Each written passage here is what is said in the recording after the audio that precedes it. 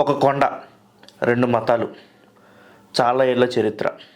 కానీ ఇప్పుడు అదే కొండ ఒక నేషనల్ ఇష్యూ అయిపోయింది. టెంపుల్ వస్ దర్గా, ఫేత్ వస్ లా, కోర్ట్ వస్ గవర్నమెంట్. ఇది తమిళనాడులో ఉన్న త్రిపుర కొండరం యొక్క స్టోరీ అనమాట. సో ఇప్పుడు అక్కడ గొడవలు జరుగుతున్నాయి, ఎందుకు జరుగుతున్నాయి, ఏం జరుగుతుంది మొత్తం ఈ వీడియో చూద్దాం. ముందు మన హిస్టరీలోకి వెళ్దాం. హిస్టరీ ప్రకారం ఈ టెంపుల్ పాండ్యా కింగ్స్ టైంలో 6th 8th సెంచరీ మధ్య రాక్ని కట్ చేసి కేవ్గా మార్చి టెంపుల్గా నిర్మించబడింది. అంటే కొండను కట్ చేసి ఒక కేవ్ గృహలా మార్చి అక్కడ టెంపుల్ చేశారనమాట. తర్వాత నాయక్ కింగ్స్ టైంలో గోపురాలు, మండపాలు, పూజలు అన్నీ యాడ్ అయ్యాయి అనమాట. అయితే పురాణాల ప్రకారం ఇదే ప్లేస్లో లార్డ్ మొర్గన్ సురపద్మం అనే ఒక రాక్షసుని చంపి ఇంద్రుడు కుమార్తెని అంటే దేవసేనని కళ్యాణం చేసుకుంటారు. ఈ టెంపుల్లో ఒక మొర్గన్కే కాదండి, శివుడు, విష్ణువు, వినాయక, దుర్గా అందరికీ సన్నిధానాలు ఉన్నాయి. కానీ ట్విస్ట్ ఏంటంటే ఈ కొండ మీద సికిందర్ బాదుషా దర్గా కూడా ఉంది. అలా హిందూ ముస్లిమ్స్ సంవత్సరాల నుంచి ఆ కొండపై ముస్లిమ్స్ హిందూస్ వెళ్ళి పూజలు చేసుకుంటూ ఉన్నారు. అంతా బాగానే జరిగింది. హిందూ డివోట్స్ ఈ ప్లేస్ని త్రిపుర కొండరం అని పిలుస్తారు. అంటే ముస్లిమ్స్ కమ్యూనిటీ వాళ్ళు సికిందర్ హిల్ అని పిలుస్తారు. అక్కడ నుండి కాన్ఫ్లిక్ట్ స్టార్ట్ అయిందండి. అక్కడ గొడవ స్టార్ట్ అయింది. ఈ కొండ ఎవరి స్థలం, లేదా రెండు మతాలకు సంబంధించిన స్థలమా, ఏమని పిలవాలి ఈ స్థలాన్ని అసలుకి అని గొడవ స్టార్ట్ అయింది. ఈ మ్యాటర్ కోర్టు వరకు వెళ్ళింది. చాలా ఇయర్స్ బ్యాక్, అంటే 1923లో సివిల్ కోర్టులో ఒక ఇంపార్టెంట్ జడ్జిమెంట్ వచ్చింది. కోర్టు చెప్పిన పాయింట్ సింపుల్ అండి. త్రిపుర కొండరం హిల్ మెయిన్లీ సుబ్రహ్మణ్య స్వామి టెంపుల్ ప్రాపర్టీ అని. ఈ జడ్జిమెంట్ని బేస్ చేసుకొని తర్వాత వచ్చిన అన్ని కేసెస్ డిసైడ్ అయ్యాయి. తర్వాత యానిమల్ సాక్రిఫైస్ గురించి కూడా, ప్రేయర్ పర్మిషన్స్ గురించి కూడా, హిల్ యూజెస్ గురించి కూడా చాలా పిటిషన్స్ హైకోర్టులోకి వచ్చాయి. హిల్ నేమ్ త్రిపుర కొండరం అనే అఫీషియల్గా ఉండాలి. సికిందర్ హిల్ అనే నేమ్ గవర్నమెంట్ రికార్డ్స్లో ఉండకూడదు. హిల్ మొత్తం అంటే కొండ మొత్తం సుబ్రహ్మణ్య స్వామి టెంపుల్ ప్రాపర్టీనే. ఈ కొండ మీద యానిమల్ సాక్రిఫైస్ కంప్లీట్గా బ్యాన్ చేయాలి, జంతు సంహరణ ఉండకూడదు అని తీర్పిచ్చింది కోర్టు. అంటే హిందువుల సైడ్ తీర్పిచ్చింది అనమాట కోర్టు. కానీ కోర్టు ఒకటి చెప్పిందండి నిక్కచ్చిగా, ఈ కొండ ఒక మతానికి సంబంధించింది కాదు, కానీ లా ఫాలో అవ్వాల్సిందే, ట్రెడిషనల్ బౌండరీస్లో ఉండాల్సిందే. అంటే ఒక మతానికే ఈ కోర్టు బెండ్ చేయలేదు, కానీ వాళ్ళు ఎప్పటి నుంచో పూజిస్తున్నారు కాబట్టి వాళ్ళకి ఇవ్వాల్సిందే అని. అయితే ఇప్పుడే ఎందుకు రచ్చ అవుతుందంటే, ఇది 2025లో కార్తీక మాసం టైంలో కార్తీక దీపం పెట్టామని భక్తులు వెళ్తే అక్కడ ఉన్న గుడి ఆర్గనైజర్స్ పెట్టనివ్వలేదండి. అక్కడ స్టార్ట్ అయింది ఫైర్. ఎందుకు పెట్టకూడదని. ఈ సుబ్రహ్మణ్య స్వామి కొండపైన అంటే హిల్ టాప్ మీద దీపతం అనే ఒక ప్లేస్ ఉండేదండి. అక్కడ దీపం వెలిగించాలని డివోర్స్ కోర్టుకి వెళ్ళారు. అంటే అక్కడ ఎప్పుడు దీపం వెలిగిస్తారు. సో ఇప్పుడు మేము కొన్నాళ్ళ నుంచి బ్యాన్ చేశారు కాబట్టి ఇప్పుడు మేము దీపం వెలిగించుకుంటామని కోర్టుకి వెళ్ళారు.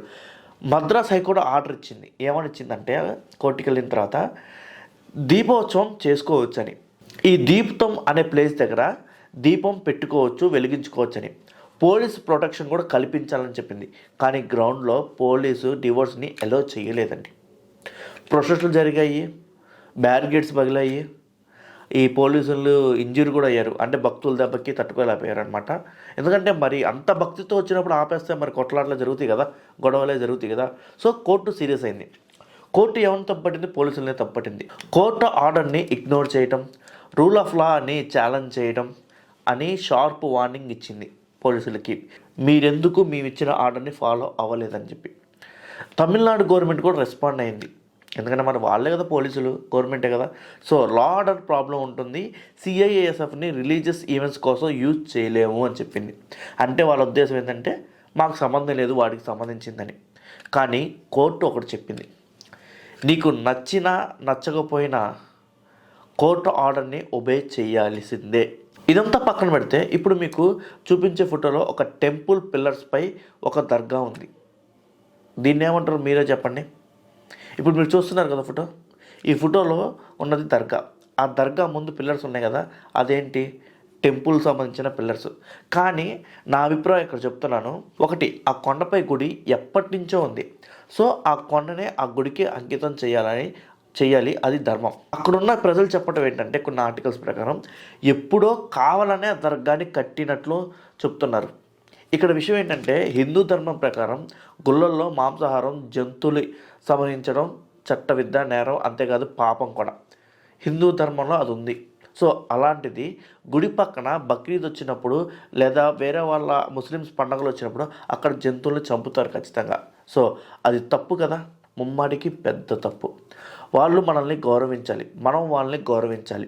ఇది ఎవరికీ వ్యతిరేకంగా వీడియో చేయలేదు, కానీ కొన్ని చూసినప్పుడు బాధ అవుతుంది. ఎందుకని మసీదుల్లో దర్గాల్లో అన్నిట్లోనూ హిందువులకు సంబంధించిన స్తంభాలు, గుళ్ళో కట్టడానికి వాడే డిజైన్లు ఉంటాయి. అవి ఎప్పటికీ క్వశ్చన్ మార్కే. అంటే తెలిసినా కానీ క్వశ్చన్ మార్క్గానే ఉంటాం. ఆ క్వశ్చన్ మార్కులు చూసినప్పుడే ఈ తరం యువతకి అనుమానం వస్తుంది.